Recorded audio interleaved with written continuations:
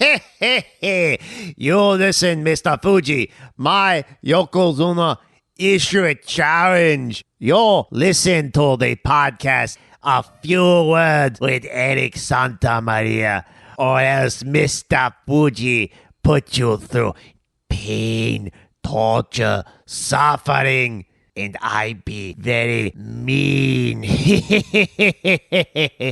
What's the matter, you? You listen, boy-san.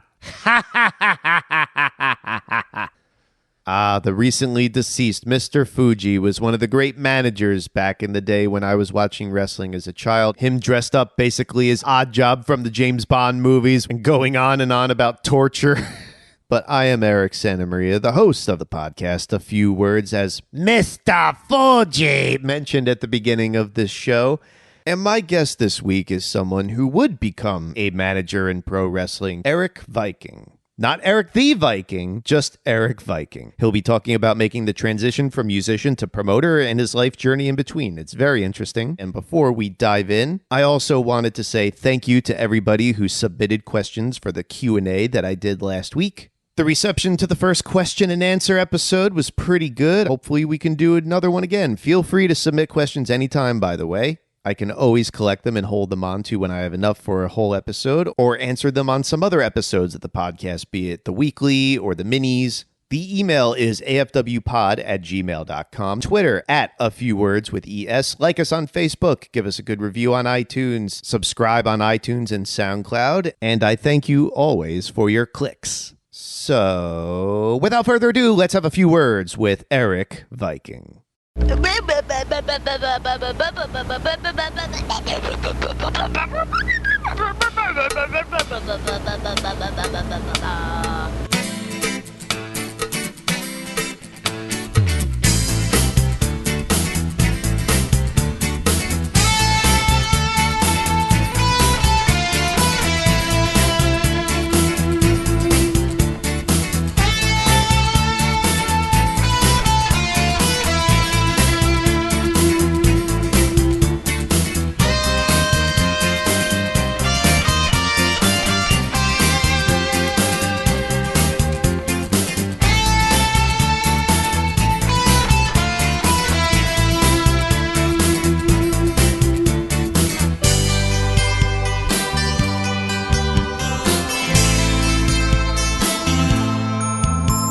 Erik Viking. Where did Viking come from? It's not my birth last name. You're kidding. Yeah. I think I am the only Erik Viking, though, at least in this city. It is a Norse name, you realize, Erik. Yeah, I am a half Norwegian, half Prussian. My dad's side of the family is 100% Norwegian. That's Viking country up there. My mom's side is Prussian, which is no longer a country. It's in northern Germany. They lost Prussia in World War II. That's where my lineage is, so I'm thinking, I didn't like my last name. My name was Eric Anderson. I knew two people named Eric Anderson. So I'm always, which Eric Anderson is it? So I want to be on my own. I want to be my own person. I felt like if my mom got to choose her own last name after she went through her divorce, why can't I change my last name? So I legally changed it in court to Viking because I thought, well, I'm not looking for tough. They sound good together. Erik Viking. Well, you're E-R-I-K, I'm E-R-I-C, but in Norse, Erik means ruler of all. It's a good name. Yeah. They up in Norway and Sweden, they spell Erik E-R-I-K, and my dad was very passionate about that. He said, no, it has to be a K, because that's how his family did it. So yeah, that's I am Erik Viking, formerly Eric Anderson, formerly Eric Whitman. I've been rolling with Viking since I was about 23. Now, before we get down into business here, Erik, I have to make a little aside right at the beginning because this art loft or whatever you call it that you just moved into is so interesting. I need you to tell us about it because you just showed me an elevator that's left over in your house. Yes, we just moved into this new split-level house about a week ago, and we finally got all of our stuff moved in. It's basically one gigantic room, if you will. Basically an art studio with big pillars in the middle, and we have our own 19th century pulley elevator in the closet. And this is the kind that you would see maybe in some old movies or something where you walk in and pull the door down? You got it, yep. And that's where your closet is now. That is the laundry room and closet, and that's where all of our clothes are. And unfortunately, the elevator doesn't work anymore because there's a ceiling now right there. But back in the day, so that's kind of a cool little relic that we have here in this house. But the other back in the day that really pricked up my ears was, I guess, on the other side, you said there is a slave stepway or something like that.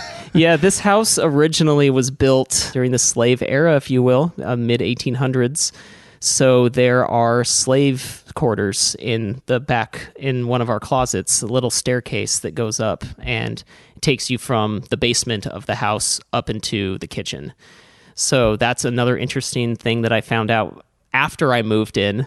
The landlord told me. So that's the steps that the ring crew use. Yep, exactly. The skinny, tall steps, whatever's the hardest. That's what ring crew gets. Whatever's the hardest route to Well, take. I just had to bring that up because I thought it was so interesting. But the more I talk with you as we were getting set up here, the more interested I got. I mean, I walk in, the Olympic closing ceremony was this past weekend, and everybody goofs on badminton. I've mentioned it before on the podcast, how much I love badminton, and the first thing I see are badminton rackets. And you said that you used to play it where? I loved it in high school, physical education class. I played it, thought it was pretty cool. 4 years down the line, I'm thinking that was pretty cool, so I started researching in Spokane, Washington, where I'm originally from. Bigfoot country. Yes, Spokane sits right on that Idaho-Montana border over there. I joined a recreational league and got pretty good and ended up getting a good racket, good shoes. They taught me a lot there.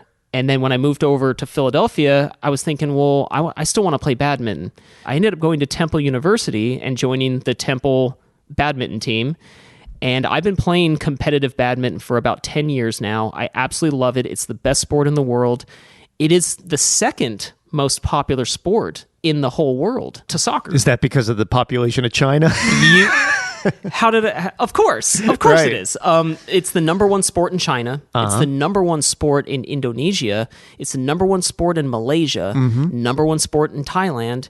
And as we know, China has 2 billion now people. I don't know It's the a count, lot. but I was just watching some of the Olympic badminton. I don't understand whenever I see people goof on badminton, they say, oh, this sucks just like badminton or is as boring as badminton. And No. I'm thinking, are they thinking of this rinky-dink little thing in the front yard? Because this is not the sport that I played. They think of backyard barbecue, get the Right. family together, and we can just hit around, the little birdie. Yeah, No, that is not how I play. This is not how it is. It's pure intensity. I'm in a gym. I'm sweating. I'm burning 800 calories for just 2 hours of badminton.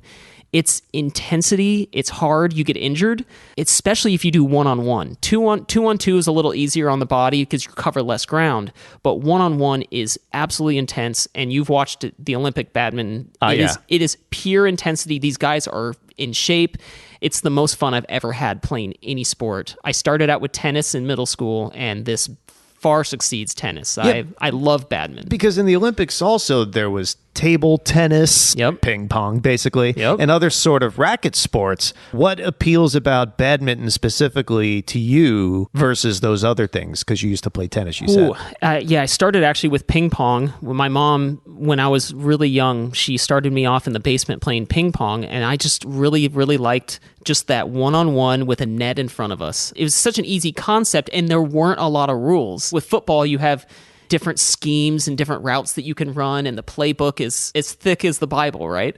Ping pong is just so simple, and all it takes is practice, and you can get better and better each day. So I like that concept of easy to learn. Then I went into tennis in middle school. I liked it, but I had to cover a lot more ground, and I think badminton appealed to me because the racket's much lighter and much easier to handle. It's the velocity of it. Yeah, and I love the technique of badminton more. Right. I love how there's jump smash, which you're not going to have that in tennis. It's a lighter racket. Obviously the bird is a lot lighter than a tennis ball, and there's more technique. I love the competition. So when I was on Temple, I actually won my match against Haverford University, a college professional match. 2 years. We played Drexel. We played Penn. We played Haverford, all the schools in our area, St. Joseph's. I did doubles and singles in competition. That's great. I like volleyball too. It's got a similar sort of ferocity compared to the other things that I mentioned. But let's backtrack a little bit to Washington. Born and raised in Seattle, Washington. Okay. Till about age 11. Moved in with my grandmother in Los Angeles for a couple of years. Me, my mom, and my brother. It's just us three as a family because my mom is divorced. We moved from LA to Spokane, where I lived kind of my teenage years into my early 20s. That's where I developed, basically. Spokane is this medium-sized city just on the eastern side of Washington. So it's kind of closer to Idaho and Canada, right up there. It's about 350,000 people. So it's comparable to maybe like Albany, New York or something like that. Now, at what point in all this moving around did you get into professional wrestling as a fan? Right off the bat, Seattle. Yeah? Seattle, Washington, age 3.5, maybe 4. It was a tape that my mom rented for me, WrestleMania 3. That's a good start. WrestleMania 3 was in 1987. I was watching the tape maybe around mid-88, maybe late 88.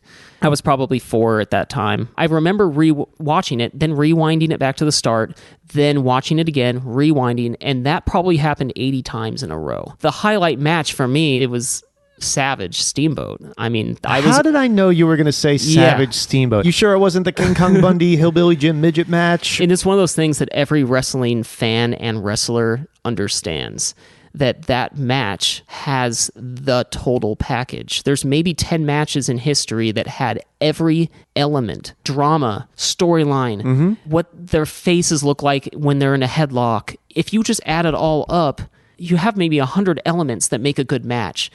Steamboat Savage might be at like 99. It was weird that I realized it when I was 4, that I recognized that was the best match on that show and my favorite match. You felt on that it. show. Yes. There was so much more emotion in that match than even the Hogan-Andre thing, which had emotion, which made me a Hulk Hogan fan, him slamming Andre. But I think the real emotion came from Steamboat in that, Steamboat Savage match. That was... Whoa, sounds like disaster's going down over here. Uh-oh. The way I always like to explain it to people is, look, we all know, everyone freely admits that Savage Steamboat's a 5-star match. Yes. All-time classic. Jesse Ventura's, that's the best match I've ever called. But Hulk Hogan, Andre the Giant was the match that sold out the Pontiac Silverdome. Correct. Granted, it was a very different kind of match, but that's what I always liked about pro wrestling. It was good in its own way. People basically crap on the match because Andre could barely move and Hogan's not doing back body drops over the top and jumping off the top rope, but that's not what they do. They did a very different style match. Exactly. That doesn't, just because they didn't work as hard as Steamboat Savage doesn't mean that it wasn't just as big of a match. Well, they worked hard in their own way. I mean, Andre was in a lot of pain. Yeah, but they made it epic. Right. That Savage and Steamboat were technically sound and perfect in what they were doing. But all you needed from Hogan and Andre is for them to stare at each other. Yeah.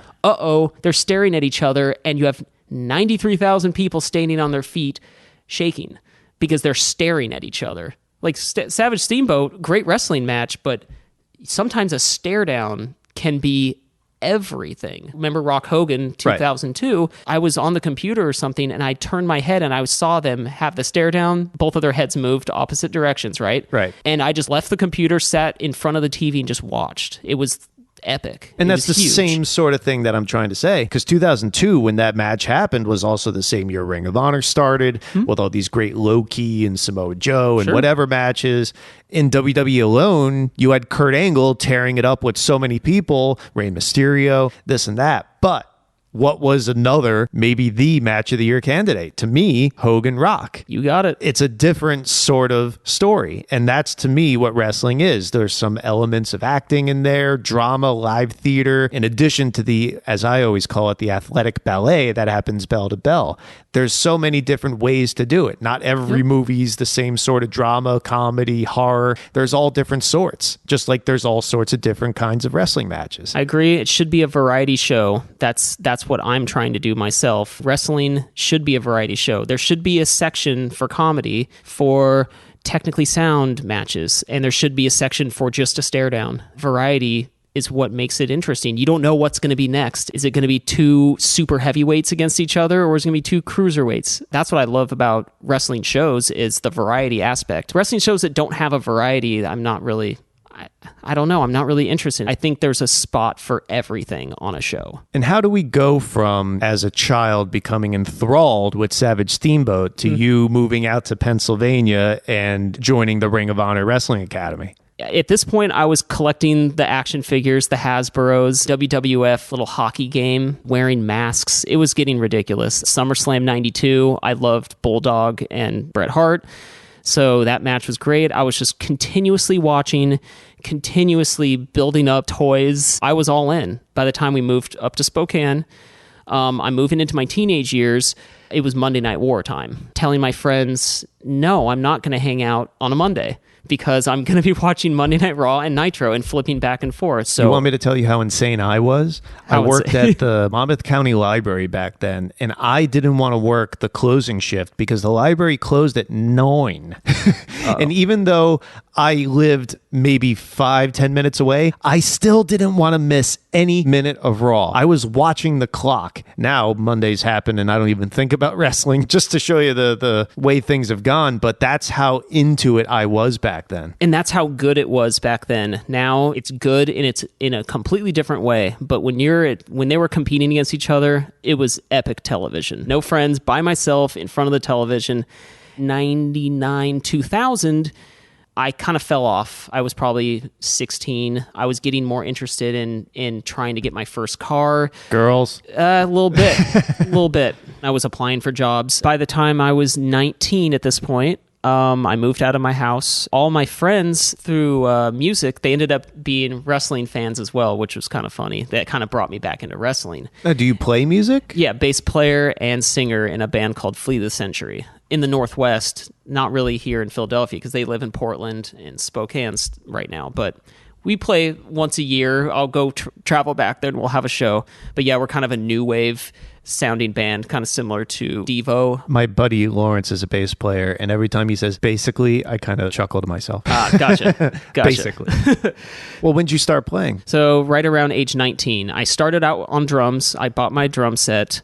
And again, this is probably 2003 at this point. The music and wrestling came back around age 19. About 2002, when the NWO came in, that's kind of where I sprung in, and I stepped my foot back in as a fan, and I was all in on WWE.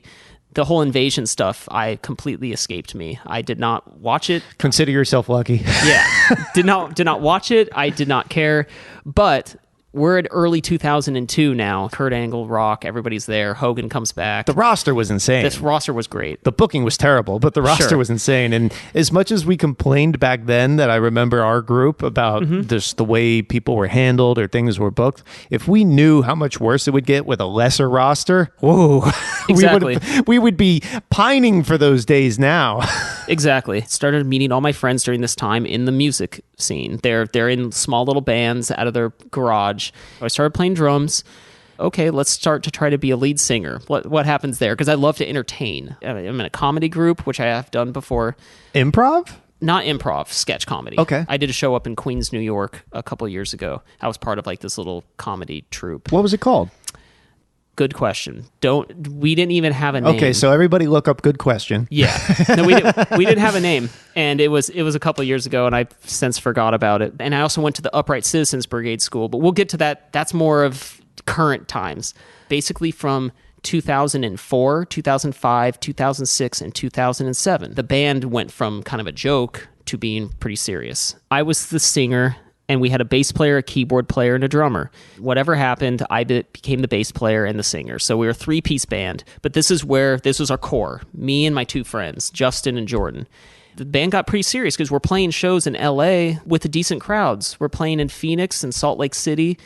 And we even went all the way here to Phoenixville. Actually, I was here in Phoenixville, Pennsylvania, which isn't too far from Philadelphia. Probably when I was 21 years old was the first time I've ever been to Pennsylvania. For me, being from Washington State, sure. I'm like, wow, this is interesting. Florida, Virginia. We played in Albany. Are these like mid-size arenas? Mid-size venues, so I would call them clubs. I'd say maybe 200-person clubs. We weren't probably drawing 200 people. Sometimes our shows would be only 50 people there. I kind of got the idea that the keyboard player, Justin, didn't want to be a marketer and a promoter. And same with the drummer, Jordan. So I kind of fell on me to promote the band. So that was me promoting on social media. That was me promoting in person, me calling the venues, calling the bookers, setting up dates, setting up tour dates where you're here on the 15th in Seattle, and you're in Portland on the 16th, you have to set that all up, and it's very difficult doing all the emails and stuff. I'm now in a band, but I'm also the marketer and promoter of this band. Basically, it's getting you set for your future life in wrestling. Sure. Yeah, that's where I am right now, but that made me a communicator with people. Age 20, I was already talking to venue promoters and helping them book their bands in my town, and me saying, okay, let's trade, let's swap. We play your town and you come play our town. We would trade shows. And that's how it worked back then. Work my territory, I'll work yours. Yep. Yeah, exactly. You come to my territory, and as long as I can come to your territory and get my name out there. I guess you can relate that to the wrestling industry as well. I'm sure there was trades. Maybe Eric, everything relates to wrestling. It does. I'm doing that for 4 years, all while I'm still watching wrestling. And in 2006, I'd never tell anybody this, I ran my own radio show called The Finishing Move, which was on this radio network called the Wrestling Radio Network. Internet radio was kind of during its peak time. So me and my friend Nick, this is all when I'm in the band and I'm touring the country, but I'm also heavily into wrestling now. This is when I first learned about Ring of Honor, loved TNA, loved AJ Styles, especially during that time, Christopher Daniels, all these guys. So I'm learning more and more. I didn't know anything about independence at this point because I'm from this small town in Spokane. There was no such thing as indie wrestling. SmackDown came once every 5 years. That's all you got. And then I would just watch Raw. The words ECWA were like a foreign language too. Completely foreign until I even moved here. I had never even heard of it. Any Japanese stuff, nothing. I was just WWE from about 2002 until 2008 when I moved here. My two big interviews during my little run with them was Jerry Lynn, and I got Justin Credible 2 days after he got fired. Remember when the ECW came back in 2005 or 6? WWECW? There you go. Late 2006, Justin Credible failed to make a show. I had him scheduled for the interview well in advance, and I got him right after he got fired. Good timing for you. Oh, I was loving it because I was like, I'm just shaking my hands together and I'm like, oh, what is he going to say? Oh my goodness. I'm going to have the big scoop. Yeah, and I wasn't really into the wrestling websites and any of that stuff at that time. I just really wanted to be in wrestling at this point. Doing what? I wanted to help. My first idea was writing. I wanted to write the scripts. Then my idea changed and I was like, wait a minute, maybe I can be a part of the show as a commentator or an interviewer. Me looking at myself and my body shape, I knew I wasn't going to do anything physical. And this is all during 2006 when I'm heavily in the band and I'm now trying to think how I can pull this off. What can I do in wrestling? After the show, I thought, well, referees, they're not the biggest guys. Sure, they have to take some bumps here and there, but I think I could do that. And that's where I decided to join Ring of Honor. I said, okay, how can a normal guy like me in Washington State who's not involved in independent wrestling at all. I had just watched those little Ring of Honor recap videos that they made. Those that I made. Sure. You picked fancy music. Very, very fancy. Fancy music that definitely captivated me. I actually used a lot of video game music early on. Sure. Because this was before Google bought YouTube and there was all these algorithms that recognize music that's copyrighted and everything. So before that, just to amuse myself, I'd take this remix of the Castlevania theme or this or that or whatever. And every once in a while, you'd see on the message board, oh, that's the Castlevania theme. I'm like, someone got it. But yeah, I would use some ECW-centric stuff. Like they use this Rob Zombie song, So I Will sort of stuff. And that was because I just got bored of all the techno garbage that Doug had left over, and I didn't know what to use really. And that was before I got turned on to some of the stock music. And it's funny because now I'll have on the TV in the background, and maybe it's some sports game or something, and I'm like, oh, I used that music in a Samoa Joe video in 2005. But yeah, I'm glad you enjoyed it at least. It were those recap videos or whatever you would call highlight reels. The wrestling looked awesome, and in 2005, I'm like, what the heck is Ring of Honor? Because I didn't know what they were. I didn't know who Samoa Joe is. All I know is Samoa Joe. I read in a magazine one time that he was champion for 2 years in a row, and I'm thinking, who the heck is this Samoa Joe guy, and why has no one beaten him in 2 years? What's Ring of Honor? I didn't realize Ring of Honor was, a different style of wrestling. It was more about physical combat. It's not like WWE where there's a storyline and Vince is now champion. It's more like Samoa Joe deserved to be champion for that long, so he was. There were storylines in Ring of Honor early on, but I never cared about them. Sure. Before I got involved, just as a fan, what got me to go to a show would be the main event is Bryan Danielson and AJ Styles. I didn't care about some stupid storyline where Special K and the Carnage crew, like, they crapped in their daughter's bags or whatever nonsense it was. I didn't care about that. Yeah, VHS and I didn't think stuff, Ring of Honor was really storyline based at that time either. Right. That it was just basically, hey, check this out. Well, the selling point was definitely the wrestling. Yeah, Bryan Danielson is one of the best up-and-coming young wrestlers in the world, and guess what? He's facing AJ Styles, who is also young and fantastic. And it's just like, there you are. They're going to have a 20-minute freaking awesome match. Right. That's all you needed. 2005, when I started learning about Ring of Honor, and I started watching those recap videos that you made, I'm like, wow, this is different. This is way different than what I was used to watching. This is really, really cool. And I think I like this more than whatever. WWE, in my opinion, had a really rough 2004, and I almost stopped watching wrestling altogether. I thought it was really, really awful, in my opinion. The first quarter of 2004 was pretty excellent, and then it was all downhill from there. It was, and that's good call by you, because I would say from about May all the way through the year, I've told everybody I know that to me was one of the worst years I may have ever seen wrestling, from about May to December 2004, when the main events were like Lance Cade and Eric Bischoff versus Eugene and Coach. That would be like the Raw main event. The storylines didn't work. I don't know what was going on, but the roster was depleted at that point too. Well, as soon as JBL won the title, I never watched SmackDown again. And I don't know. I felt like Paul Heyman did a great job in 2002 with SmackDown brand, when he was putting Brock in there with Mysterio, and you had Kurt Angle matches, and I thought that was awesome. And then when 2004, for some reason, it was a downslide. So I'm now getting into 2005, still heavily into music, but I see Ring of Honor, and I'm like, wow. This is awesome. I never knew about it. Where are these guys doing shows? And I'm seeing New York, Philadelphia, and I'm like, oh gosh, that's so far away. I can't go there. By 2007, the band started winding down. I didn't feel like we were going in the direction that we should have been going in. I felt like we should have been touring constantly, getting our name out there constantly. And I don't think with our jobs that we had, we were able to do that. What was your job? We just worked standard jobs. We just worked as like cashiers at Rite Aid, let's say. Like, we just had our jobs, but the main thing that we did was music. Right. That was what we did. We were entertainers. We wrote music, practiced, and did the shows. And I felt like it wasn't going where I wanted it to go. So I started looking back at my second passion, or the passion they started with when I was 4 years old. Your first love. Yeah, sure. I mean, like, what else can I do? I'm 24, I'm single, and I don't like living here anymore in this town. It doesn't offer me the entertainment that I want. Over here in Philadelphia, New York, you have an explosion of everything. You have anything you want is right here. So now I'm really interested in moving to the East Coast. And the band was winding down, and I'm thinking, I have to somehow get into wrestling. Oh, Ring of Honor, I remember them. Those highlights were awesome, but I still haven't seen a Ring of Honor show yet.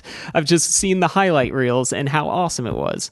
I contacted them originally, and I was going to be in, I guess I would have been in there with like Rhett Titus and Grizzly, I guess, because I was going to go in late 2005, and that was when I was signed up and everything, and I was going to be in with them. So I probably would have met you guys a long time ago. So you were going to be in Austin Aries' class? Yep. Wow. Yeah, I signed up. I was actually in. I had to cancel because the band was still going good, but it was still winding down at the same time. We weren't touring as much as I wanted to tour this country. The band came to me and they were like, we have a new tour van, a van to hold all of our equipment, hold us, and tour around the country.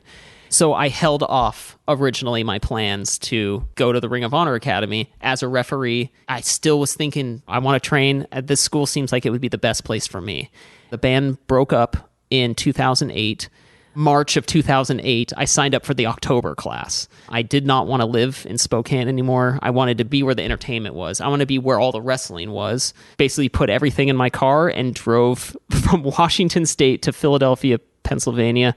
Took me 7 days, and I made some pit stops. I went to a Packers game because I love sports. I like football. It was amazing to go to Lambeau Field. It's a very famous field. Went to Chicago, went to the top of the Sears Tower.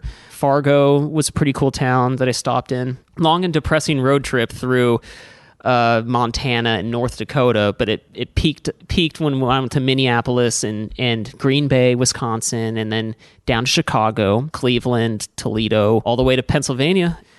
Family gone, friends gone. I'm here now by myself, ready to join a wrestling school to be what? A ref? I didn't know what I was getting into. I called the Ring of Honor school. I think I talked to Shane Hagedorn, I swear. Ring of Honor. Yeah, I don't know if he was trying to disguise his voice or not, but I called the school a lot. Okay, so this is a wrestling school, right? So Yeah. what do refs do? And I was getting one-word answers. And Bump. yeah, I was like, what do refs do? And they kind of danced around it. They're like, oh, we just get you in shape and all that. And I was like, okay. So I want to be a referee. Has there ever been a referee that has trained there before? And he was like, well, not really. Can I be a referee? Can I be? Like, can I go to Ring of Honor Wrestling and be a ref? I think he said, I'm pretty sure, let me check. And he checked with somebody, and then he was like, yeah, just sign up as a ref. Not definite answers. Right. Maybe he just thinks that I'm some dumb young kid that's coming from South Philly that wants to join the Ring of Honor Wrestling Academy right up the road. I was literally in Washington State, ready to leave my friends and family, drive by myself in my car here to live with a random family that I found on Craigslist in their house to go there. Like I was going to change my entire life to do it. And because the answers were just so whatever, kid, right, kind of answers. And I'm like, I don't know if I should do this. So I was going to either pay, Ring of Honor all this money, or 3 times cheaper, I could go to Slam Tech and learn from Brutal Bob Evans. But I'm thinking to myself, I'm going to go to the best. I'm going to go to the biggest name that I know of. That's not WWE or TNA. The first day of training was intense for me. Let's name some people that are in my class. That were in my class. The Bravados? Bravado brothers are in there. Jake Something, who's on the PWE show on September 9th. His name is actually Jake Something. Yeah, his name's Jacob Doyle. Sorry to throw that out there, Jacob, but Jake Doyle, Alex Payne is there, and Grizzly Redwood's there, but they're there to kind of just talk to us about what to expect. Delirious is the coach and trainer. They were kind of on his behalf, kind of saying, well, we went to this school, we graduated from the school, here's what to expect. Mm-hmm. And they were like, does anybody have any questions? I was the only one that raised my hand. Is it still okay to have referee training here? And they were like, yes, we saw on the paperwork that you want to be a referee. You will still be doing the bumps with us. You still will be wrestling with us, but we will also train you to be a referee because we feel like you need to learn how to wrestle to be a good ref. And that's the thing. A lot of people, I believe, when they go to be a referee at any school, I think they're of the mindset that, well, I'm not going to wrestle, so I'll just do this and get off easy, so to speak. But you actually learn to do all the bumps and running the ropes and the chain wrestling and all that other stuff, right? I'm going to say that I did more than everyone else. Even I was cool with learning how to bump and wrestle. I did not want to be a professional wrestler, and I still don't. I never want to be a professional wrestler. It's just not for me, but I love wrestling. I love being in the business and performing. That's what I love to do. And it really did help me be a good ref to know certain moves, certain positions that you're in. It's definitely the ring in-ring psychology helps a referee know where to be, not be in the way, but still be authoritative. Don't be the show, but still be in the show. An element. Yeah, and the wrestling was really good that way. It taught me so much. I never missed a practice for 6 months straight. Not just running the ropes, we were doing full matches. I was chain wrestling, German suplex, regular suplex, power slams, middle rope stuff. The roof is too short for top rope stuff. No Phoenix splashes for you. No. But I did do a backflip, so I'm very unathletic, which is kind of crazy. So athletic means flippy.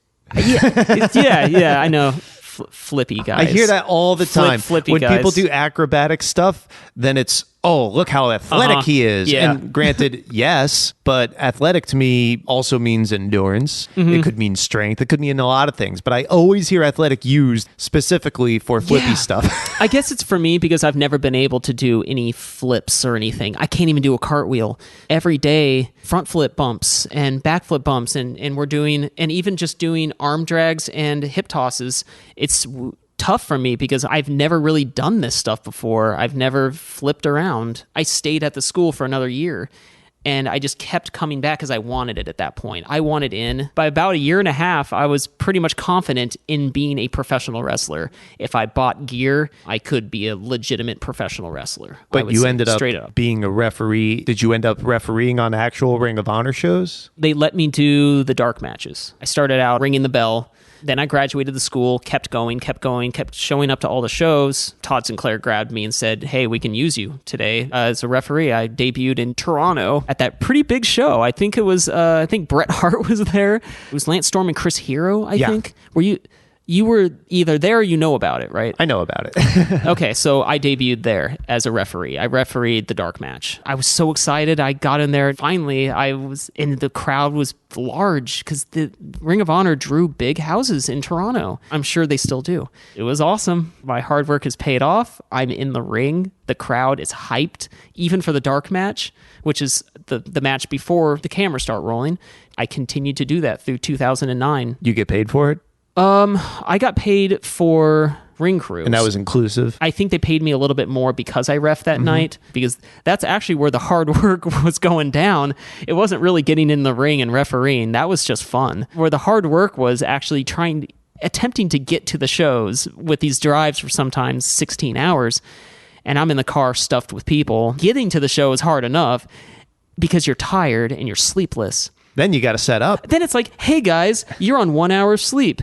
Pick up this huge beam and carry it 100 yards and then just do that for another 4 or 5 hours straight. All the times I did that for free. Jeez. Yeah, exactly. And most ring crew people work for free, I would say. For most indie promotions, I would say. I let everybody know that it wasn't really what I wanted to do anymore. I was no longer passionate about refereeing. You have to be a kind of a robot as a referee. You can't have emotion. You can't be a character. You're just laying down the law, kind of like a security guard. You know, when you walk into the mall and the security guard's standing there and he just goes, hello, how's it going? And then you walk by. That's how I felt I was as a referee. I wasn't really getting involved in any action or anything like that. And I also believe that referees shouldn't. I believe that referees do need to be kind of the robot in there, the authoritative figure, but they can't have a character. I know some referees want to have their own gimmick or character, and it sucks. I don't like it. I'm not a fan of it. Hey, go and do your thing, referees that want to be involved like that, but that's not for me. I don't agree with it. I didn't feel like I was being creative. There's the manager. He talks on the microphone. He can wear colorful outfits. You can have a character. Ding, ding, ding. That's perfect for me. Not wanting to be a wrestler, but being involved and entertaining. But the thing is, at this point in the wrestling industry, it is not the heyday of the manager. Actually, quite the opposite. And on top of that, that's even just talking about WWE. Everywhere else, it was also kind of few and far between. So did you feel, I'm going to carve out my niche this way? I'm going to change that? Yeah, I definitely loved the late 80s, early 90s managers. I'm a huge fan of managers. Bobby the Brain Heenan was my favorite when I was a young kid. He was just as great as the Macho Man was to me. I loved Bobby the Brain Heenan and all of all of his little interview segments he used to do with Gorilla Monsoon. Loved it. And Jimmy Hart, obviously, Sherry, even the Paul Ellerings. Fuji, Slick, there were lots of them. Slick, yes, love Slick. And there were managers all over the place. Independent wrestling doesn't really have a lot of managers. I'm going to tell them I want to be a manager. I'll come back to the Ring of Honor Academy if I can learn promos, if I can learn how to talk. I'm not afraid to be in front of an audience. I'm not shy. I'm pretty well spoken. I felt like I could do it. So I would practice at my house. I'd write a script and I'd practice. And then I would come to the Ring of Honor school. I'd still train as a wrestler. Delirious would videotape me. Promo practice. Yeah, you just videotape me and give me pointers. I became a manager on dark matches again. And that's where I remember seeing you, at least on camera, the first time, because around this time is when I started editing the DVDs of the shows themselves. And I wanted to put a lot of extras on there. And one of the things I did was put the dark matches, the prelim matches, as I like to call them, on there. I wanted to get the guys like Kyle O'Reilly and Bravado's more exposure that way. Awesome. And that's when I saw you doing that. And you mentioned independent wrestling. I would say probably the biggest name as far as a manager goes on the indies we had in Ring of Honor at the time, Prince Nana, who I'm a big fan of. So did you feel like this is a guy that I could look up to or learn from? Did you ever talk to him about advice or hints in terms of being a manager? Yeah, now we're in 2010, and this is all the whole year I was dedicated in being a manager somehow in Ring of Honor. They were letting me do dark matches, like you were saying. They would bring in different guys, and every city had a different guy that came in. You know, there were local talent that wanted to be a part of Ring of Honor, so they would bring them in, and I would manage on that show with them. I didn't know who it was going to be until the last moment. So you had Prince Nana there. I did a couple road trips with him. And yeah, I would just pick his brain about how to perform, how to get over, how to talk fast but not so fast, how to talk slow but not so slow, like how to find the happy medium in a promo, how to know when to stop talking and just let it sink in, when to really be serious, when to kind of joke around. He did teach me some. I got a lot of pointers from Delirious because he was a big manager fan as well. He was a big Jim Cornette guy, at least Jim Cornette's 80s stuff. He loves just like the Mid-South wrestling, like mid to late 80s. At this point, you had a lot of managers in Ring of Honor that were coming in. You had R.D. Evans that came in. Shane Hagedorn became a manager after his injury. There were a lot of valets too, and things of that nature. Right around this time is when we started doing Pro Wrestling Respect. So how do we go from Pro Wrestling Respect, where we work together, to Pro Wrestling Explosion? Because that's been, a little over 6 years, or just about 6 years now. Fill in the gaps for me. What happened to you between that time? When the idea of Pro Wrestling Respect came out, I was like, yes, awesome. Because I believe it was January 2010. At this point, I was going to all the Ring of Honor shows, doing ring crew and not really getting on the shows.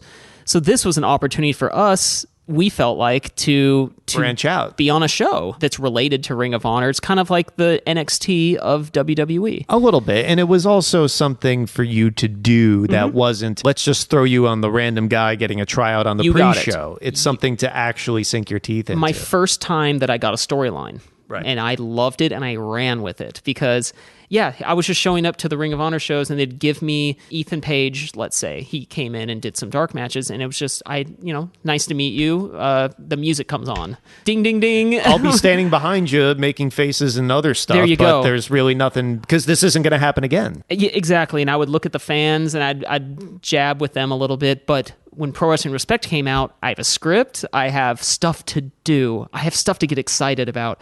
I had flyers in my hand, and I could go pass out flyers to everybody. I felt like I could be a part of it and in it, and I had something happening in there. That's when I brought, guys like Celso Rivera. I loved it, and I started really putting passion in my promos. I started really, really going hard on these promos because I felt like I was a part of something.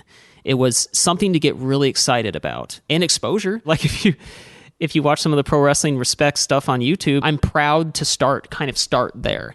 Because that's really where I started to learn how to be a manager, is through Pro Wrestling Respect. Maybe if I had worked my way up in Ring of Honor to being on the show, maybe the bookers would have gave me something to care about and to do.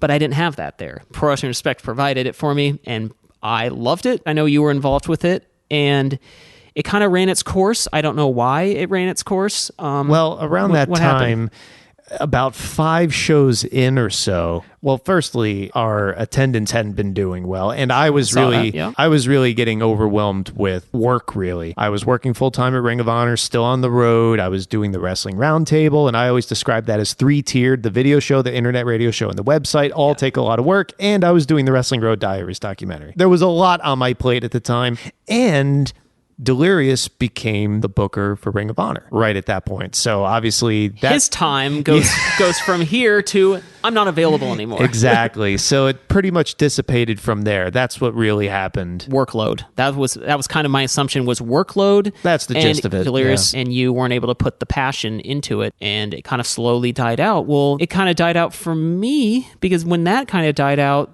Ring of Honor kind of died out for me as well. Why? Did you feel like you didn't have anything left? I haven't really talked to anybody about why I just stopped going to Ring of Honor. I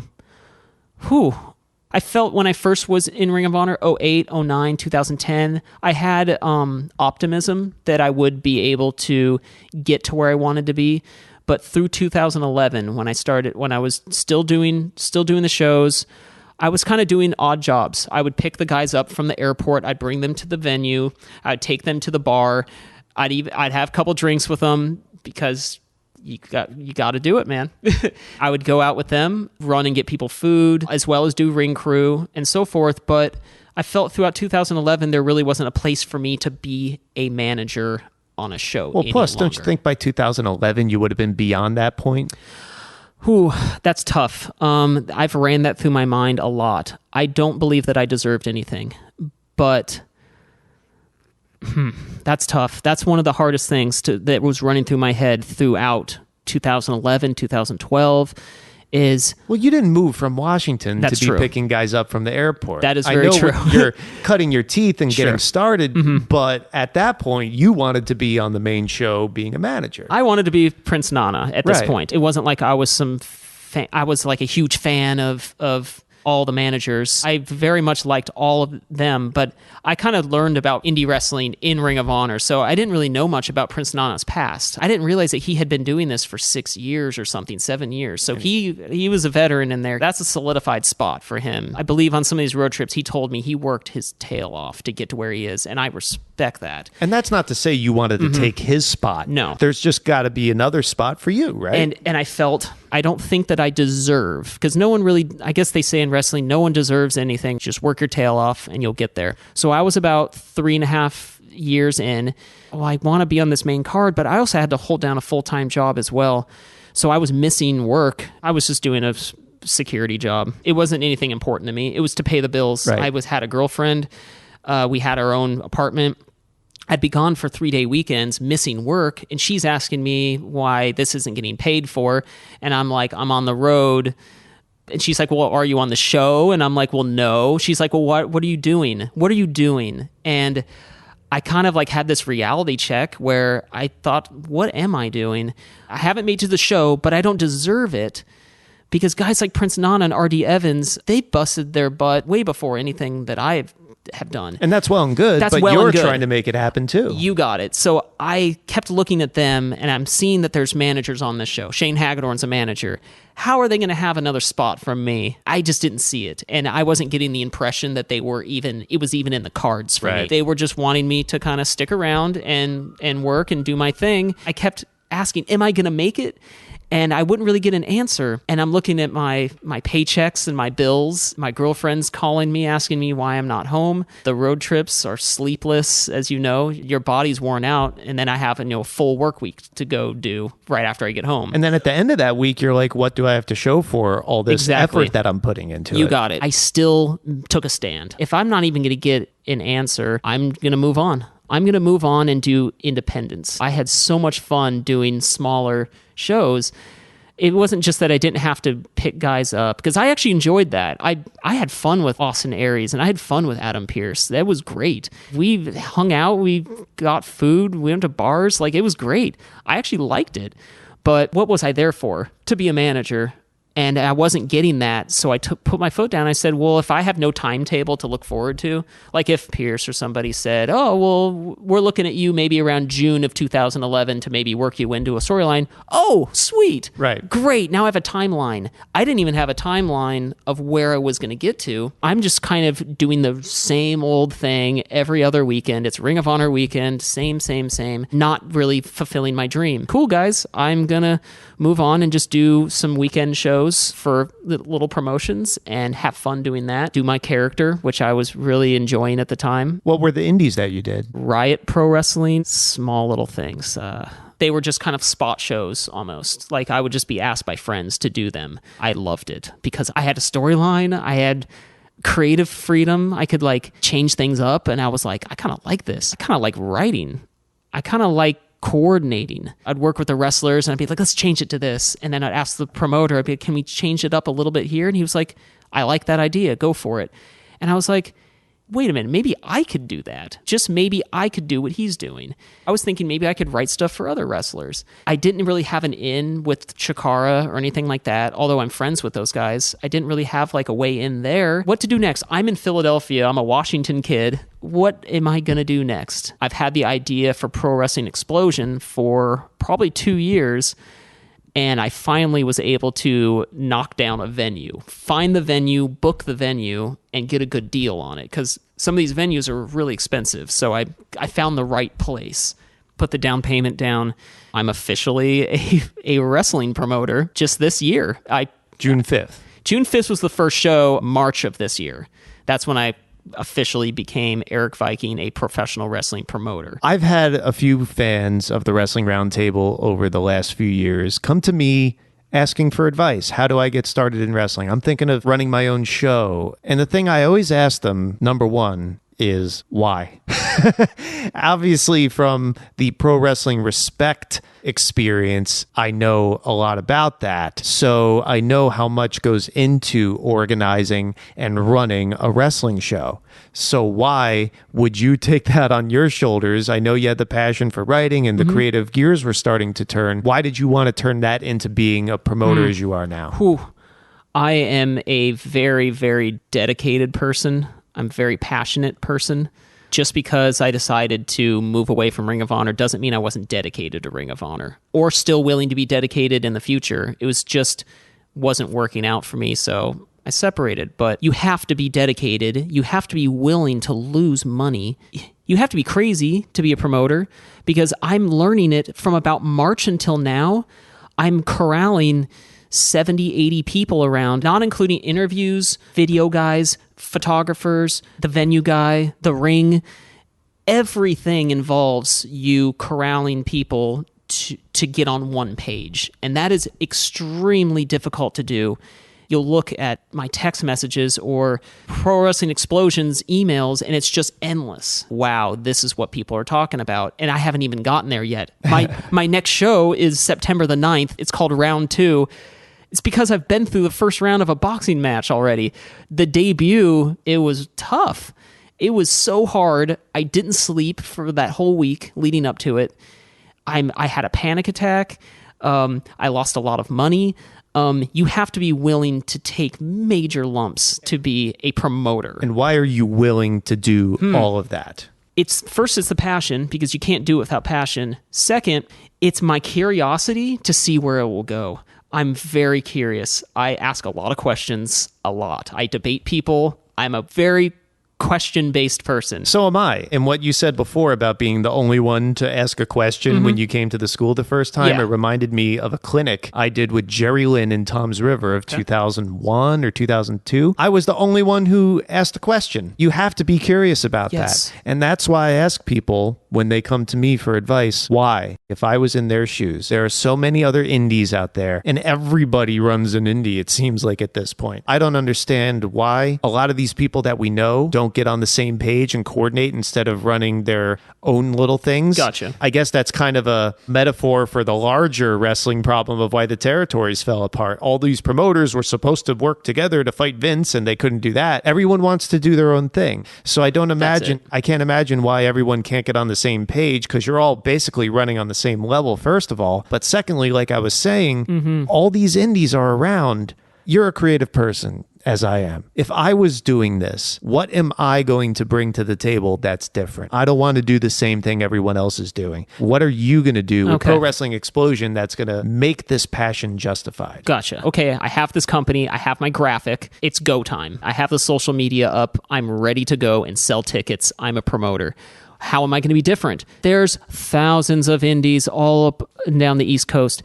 Pro Wrestling Explosion would be huge if it were in a small town in Idaho. They've never seen wrestling there, in Boise, Idaho. Right. And maybe your point is not to be so different. You just want to run a fun wrestling show. People will see soon. We're going to get the DVD done for the June the 5th show, and we're going to release some of it online. My idea isn't too crazy, but I called it Pro Wrestling Explosion because I wanted it to be an explosion of various styles. First and foremost, I want it to be a variety show. Everything needs to be there. You need to have comedy. You need to have strong style. You need to have technical wrestling, super heavyweights, lucha, whatever. And then I wanted the graphic to kind of be this Tron theme, which I know wrestling doesn't really have right now. I wanted this futuristic neon color Tron-esque 80s theme to it. When I say explosion of styles, but also like the Big Bang, like a bang of, when you think of a Big Bang happening, you have an explosion of different colors and things, lights going everywhere. When I told the graphic guy what I wanted, I said, think Tron, think 80s, and think the actual Big Bang.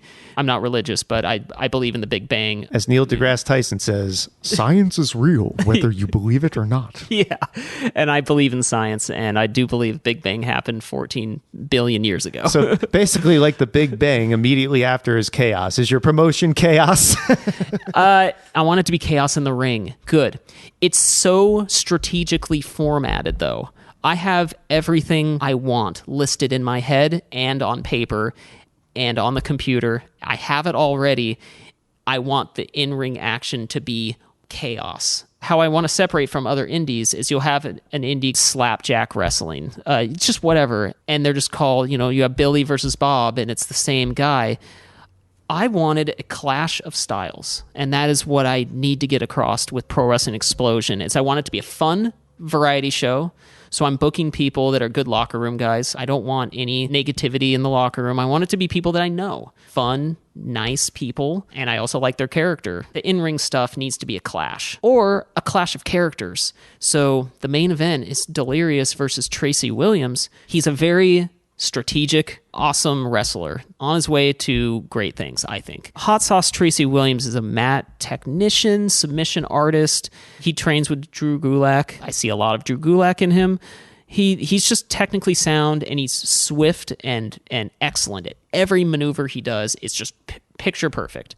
He's not really a talkative character. I'm going to put him with a masked, crazy guy that's going to get in his face and say ga ga ga, jumping around, flying on his stomach, sliding across the ring, running around the ring. What is Tracy Williams going to do? How is he going to react? How is Delirious going to react to a guy like Tracy Williams? It's the clash of styles, and there's even a clash of character there. They have both clashes, styles and character, and that's really what I'm looking for. I'm looking for stuff that people don't normally see, matches that never have happened before. Like the main event of the June the 5th show was Sanjay Dutt versus Hot Sauce Tracy Williams.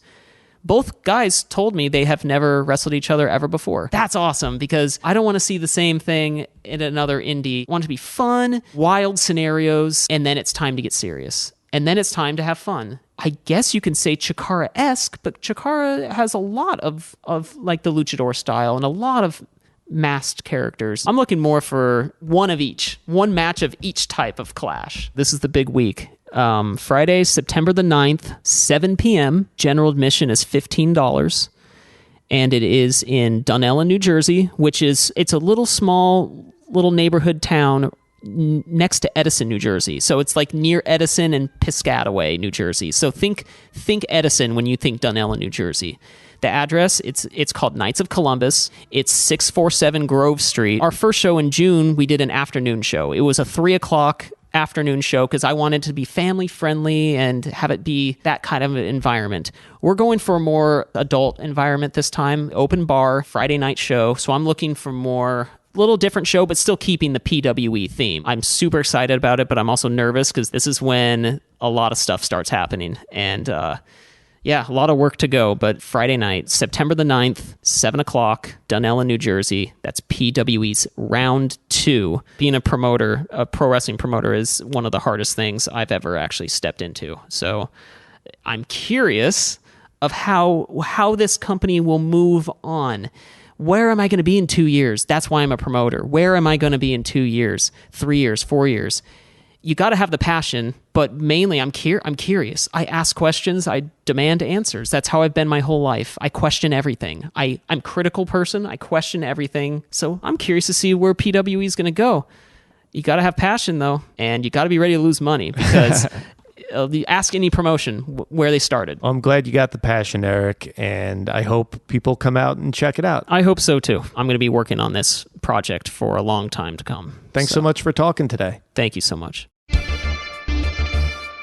Previous guests on this podcast have moved out from Iowa, Michigan, to Pennsylvania to train at the Ring of Honor Academy, and now we go as far west as Spokane, Washington. It's really interesting to hear the directions life takes us as we cross paths on our life journey. And now, round 2 is set to happen just a few days after the upload of this podcast. It will be Friday, September 9th, as Eric mentioned. The card in Dunellen, New Jersey features Delirious, Chris Hero, Bobby Dempsey, Alex Payne with Shane Hagedorn, Rhett Titus, and many more. Get connected to Pro Wrestling Explosion's social media. You can go on Facebook.com/Pro Wrestling Explosion to get all the links. There's also YouTube.com/Pro Wrestling Explosion, Twitter @PWE Shows, Instagram @Pro Wrestling Explosion. Hope everyone has a good time. Next week on the show, Brian Capola will be calling me up on Skype and we will have a few words on the movie Alien from 1979. The 30th anniversary Blu-ray edition of the sequel to that movie, Aliens, is out this month, but I didn't want to jump to that one immediately without covering the original classic first. So he and I will be discussing the Ridley Scott original that started the whole series. Between now and then, hope to have some minis out on the latest pro wrestling and MMA events. And as always, I personally thank you for your continued listening and support.